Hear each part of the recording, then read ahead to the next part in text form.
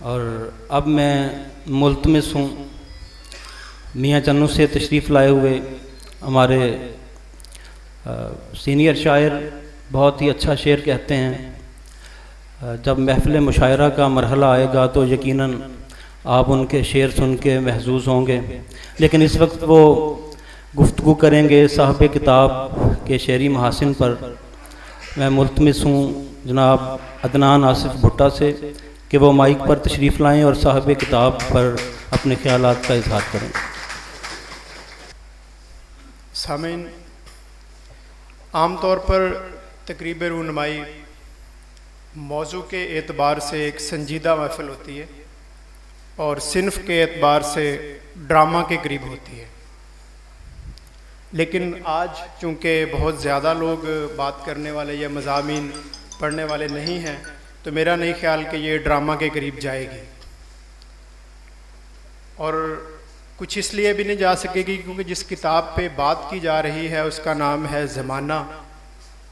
तो हमें हुक्म दिया गया है कि ज़माने को बुरा ना कहो, कि ज़माना खुद खुदा है, तो अब इस पे क्या बात की जा सकती है।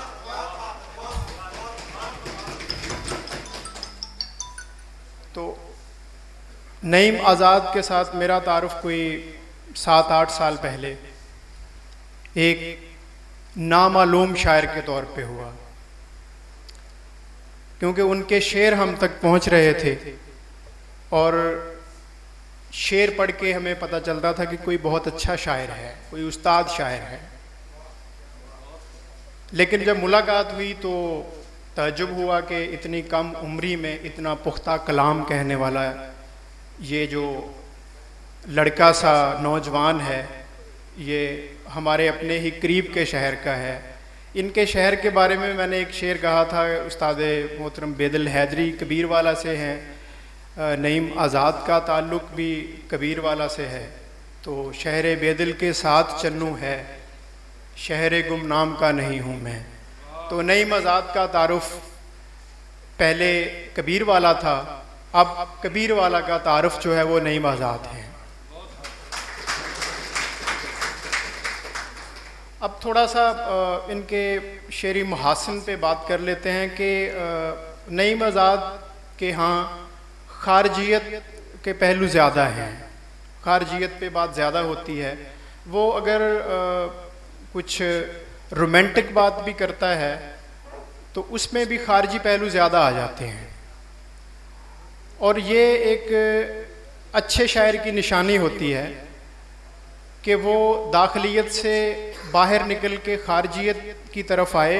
जब आप खारजियत में आते हैं तो आप शेर को अमली तौर पे कह भी रहे होते हैं और जी भी रहे होते हैं, वगरना आपका शेर धरती के साथ जुड़ा हुआ नहीं होता।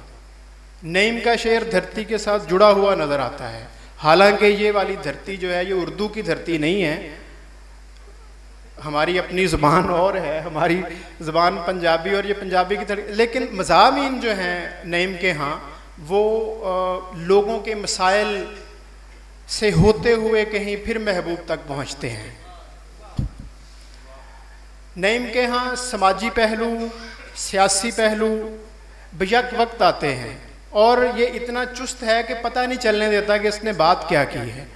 ये आपको यही लगेगा कि महबूब का जिक्र हो रहा है या महबूब की बात हो रही है, लेकिन दरअसल ये अपना जो मुआशरे पे इसकी नज़र है, जो इसका मुशाहदा है, उसके बारे में भी बात कर रहा होता है। एक शेर सुनिएगा कि जीत का सेहरा किसी और के सर होता है, हम प्यादे यूं ही बेकार चले जाते हैं। अब इस शेर को आप किसी भी लेवल पे रख के देख लें, ये शेर शायद नईम ने कभी किसी मुशायरे में ना पढ़ा हो। ये इस शेर को आप सियासी तनाजुर में भी देख लें। हम अपने आप को अगर एक वोटर के तौर पे देखें तो हम वो प्यादे हैं जिनका सिर्फ काम जिम्मेदारी वाला होता है, उनको कोई हकूक नहीं मिलते, जीत किसी और की ही होती है हमेशा।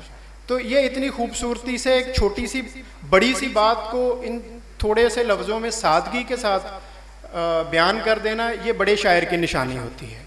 हमारे यहाँ सादगी को समझा जाता है कि सादगी सिर्फ अल्फाज में हो, लेकिन अच्छा शायर वो होता है जो ख्यालात में भी सादगी रखे, दकीक ख्याल को भी सादा तरीके से पेश करे, ख्यालात भी गुंजलदार ना हो, फिर ही अच्छा शेर कहा जा सकता है।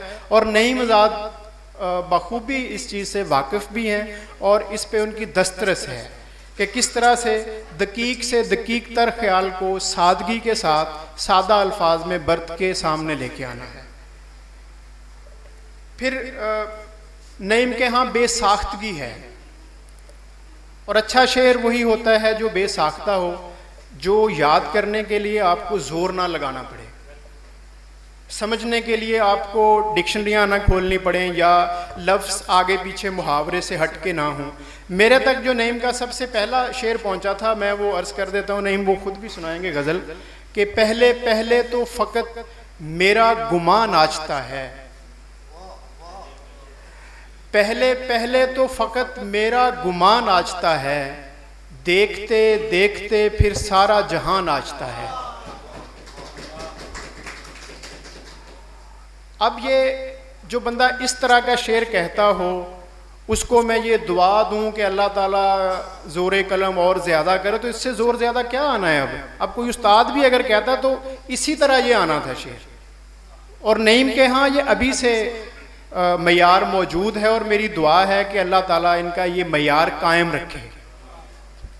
ये जो वक्त का धारा होता है, इसके साथ साथ बंदा बहता जाता है, और शायर हजरात ख़ास तौर पे आखिरी उम्र में ज़्यादा कुछ कहने के चक्कर में अपने आप को मज़ीद पतला कर लेते हैं। बहुत कम शायर होते हैं जो आखिर तक कहते हैं और अपने मयार पे कहते हैं। मुनीर नियाज़ी साहब आखिरी अपनी ज़िंदगी के 10 सालों में सिर्फ एक मिसरा कह सके थे, और वो हर मुशायरे पे वो एक मिसरा लाजमी सुनाते थे। तो ये हालांकि वो बहुत अच्छे शायर थे।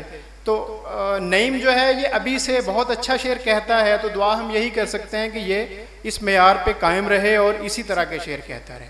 नईम एक मशहूर शायर नहीं है, लेकिन इसके शेर बहुत मशहूर हैं। Thank you sir.